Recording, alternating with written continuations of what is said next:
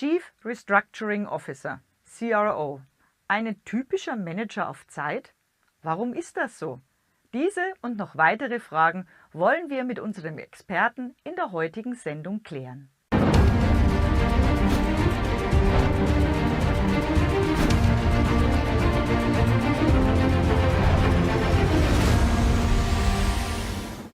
Hallo und herzlich willkommen hier im Ratgeberstudio. Heute zum Thema: Weshalb ist ein Chief Restructuring Officer, CRO, ein typischer Manager auf Zeit? Dazu habe ich mir einen besonderen Gast eingeladen, Martin Schneider, Inhaber der Brainforce-Gruppe und Geschäftsführer der Brainforce GmbH Deutschland. Hallo Herr Schneider, schön, dass Sie heute wieder mein Gast sind. Guten Tag. Herr Schneider, was ist ein Chief Restructuring Officer, häufig abgekürzt mit CRO? Ein Chief Restructuring, ein CRO, ist ein Manager auf Vorstandsebene, typischerweise Teil der Geschäftsführung, der einem Unternehmen, das finanziell angeschlagen ist, auf die Beine hilft. Es geht eigentlich um Turnaround-Situation. So ein CRO hat eigentlich sehr viel Ähnlichkeit mit einem Unternehmertyp. Der Auslöser für eine Situation kann eine Liquiditätskrise sein im Unternehmen, wo die Banken natürlich Angst haben um ihre Kredite, oder eben auch eine Neuausrichtung des Unternehmens aufgrund einer neuen Strategie und dann in den nächsten 12 bis 18 Monaten so eine Transformation, so einen Turnaround durchziehen wollen. Eigentlich ist das ein klassischer Interimsmanager-Einsatz.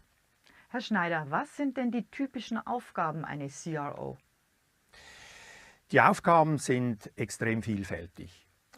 Die sind zum einen nach innen gerichtet, zum anderen nach außen gerichtet. Ich denke, es gibt 4 Elemente dazu. Das eine sind die Aufgaben, die irgendwo zu den finanziellen Themen gehören. Da geht es um Finanzierung, Lösungen finden, um eine Refinanzierung herzukriegen, Kosten zu senken.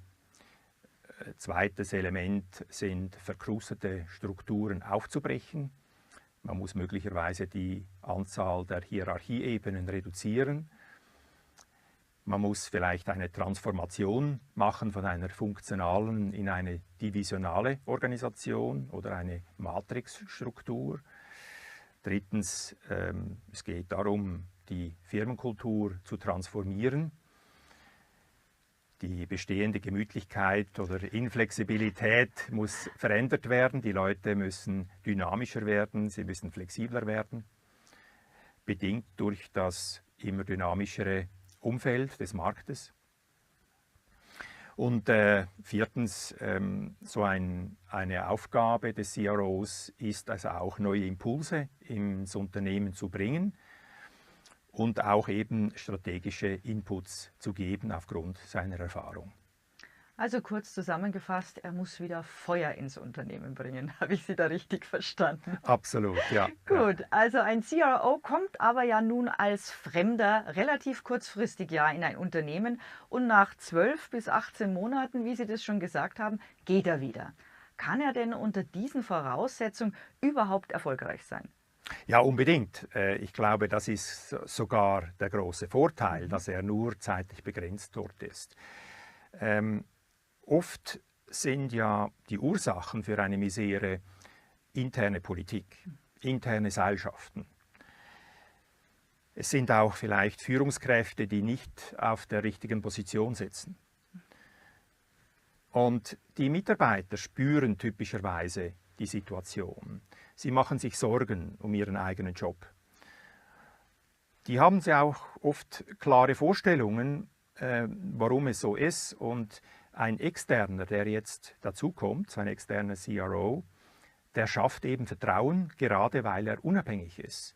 Und wenn er dieses Vertrauen eben gewinnt, ist er in der Lage, in der Regel auch eben so eine neue Aufbruchsstimmung zu erzeugen. Es handelt sich also um eine sehr anspruchsvolle Führungsaufgabe. Es sind viele Stakeholders involviert, sowohl intern als auch extern. Und alle aber eben vor allem auch die Mitarbeiter müssen auf diese neue Reise mitgenommen werden. Herr Schneider, Sie sprechen von einem hohen Führungsanspruch an den CRO. Welche weitere Fähigkeiten sollte denn so ein CRO noch mitbringen? Ich glaube, ganz wichtig ist, dass so ein CRO eine sehr hohe Authentizität hat in seinem Führungsverhalten. Ich denke, es sind 5 wichtigste Faktoren, die hier nötig sind. Eine überdurchschnittliche Kommunikationsfähigkeit, und zwar auf allen Stufen, sowohl im Verwaltungsrat, Aufsichtsrat-Ebene, extern mit Banken, mit Behörden und dann eben mit den Mitarbeitern, mit dem oberen, mittleren Kader, aber eben auch mit den Mitarbeitern an der Maschine auf dem Shopfloor. CROs, die einen rein externen Fokus in der Kommunikation führen, werden in der Regel nicht sehr erfolgreich sein, weil sie eben dann die Belegschaft nicht wirklich motivieren und mitnehmen können. Zweitens, die überdurchschnittliche Sozialkompetenz. Es geht ja darum, das Vertrauen zu gewinnen der Mitarbeiter.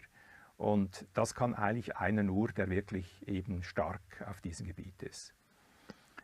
Dann drittens, eine überdurchschnittliche Umsetzungskompetenz. Deshalb wird typischerweise ein reiner Berater keinen Erfolg haben oder wenig Erfolg haben. Es sind zwar meistens externe Berater involviert in so eine Restrukturierung. Die machen die entsprechenden Analysen und erstellen Maßnahmenpläne.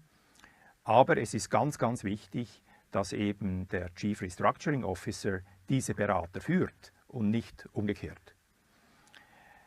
Viertens, relevante Fachkenntnisse. Um die Mitarbeiter zu gewinnen und eben auch genügend Tiefgang zu haben bei gewissen Fragestellungen und Entscheidungen, hilft es enorm, wenn so ein CRO entsprechende Fachkenntnisse hat aus der entsprechenden Branche. Aber eben Worte sind billig und eine relevante Branchen- und Facherfahrung ist aber deutlich wertvoller. Und noch als letzter Punkt, der Track Record Turnaround. Es ist wichtig, dass so ein CRO das schon mal gemacht hat, und zwar möglichst mehr als einmal. Schönwetterkapitäne werden hier nicht helfen, weil sie werden im Sturm untergehen. Sie haben jetzt eine ganze Menge gesagt. Führungspersönlichkeit, Kommunikationsfähigkeit, Sozialkompetenz, Umsetzungskompetenz, Fachkenntnisse braucht er auch noch und Erfahrung im Turnaround. Tja, Herr Schneider, wo finde ich so einen richtigen CRO?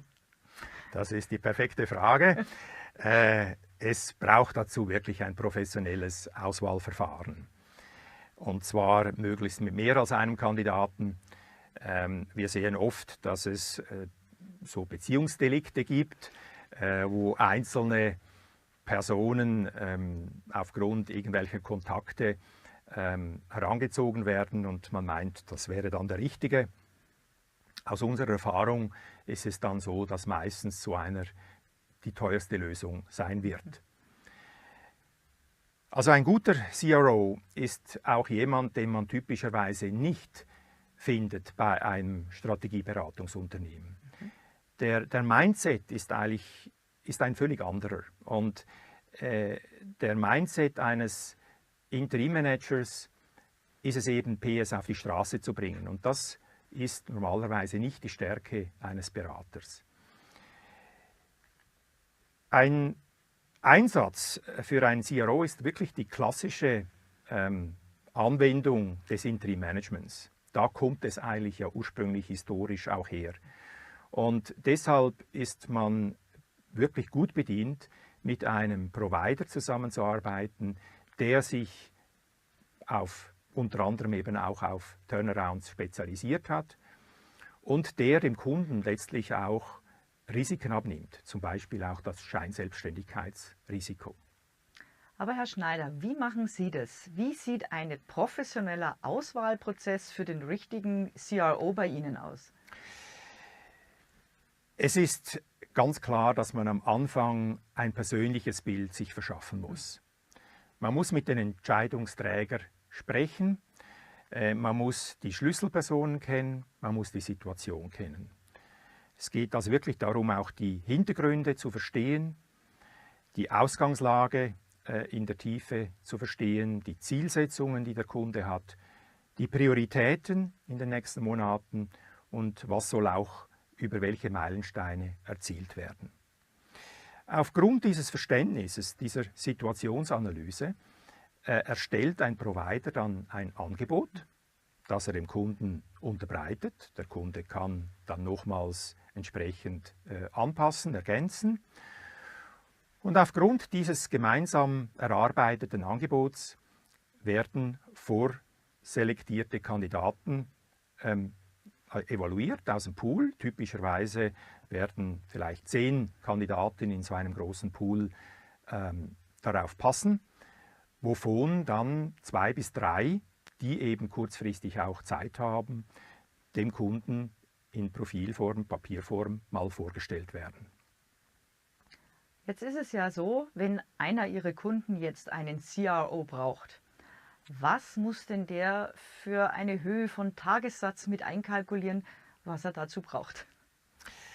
Da gibt es natürlich große Unterschiede. Ja. Und je näher ein CRO eher eine Affinität hat mit einem Unternehmensberatungsunternehmen, desto teurer wird das sein.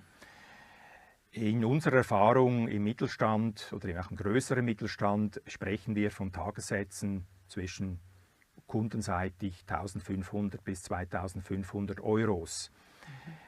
Es ist wirklich eine klassische Anwendung des Interim-Managements und eben ein Interim-Manager in diesem Umfeld wird tendenziell günstiger sein als der klassische Unternehmensberater.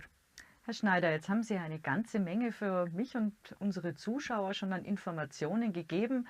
Wenn ich Sie jetzt bitten würde, nochmal die 3 wichtigsten Punkte zusammenzufassen, was einen wirklich guten CRO ausmacht.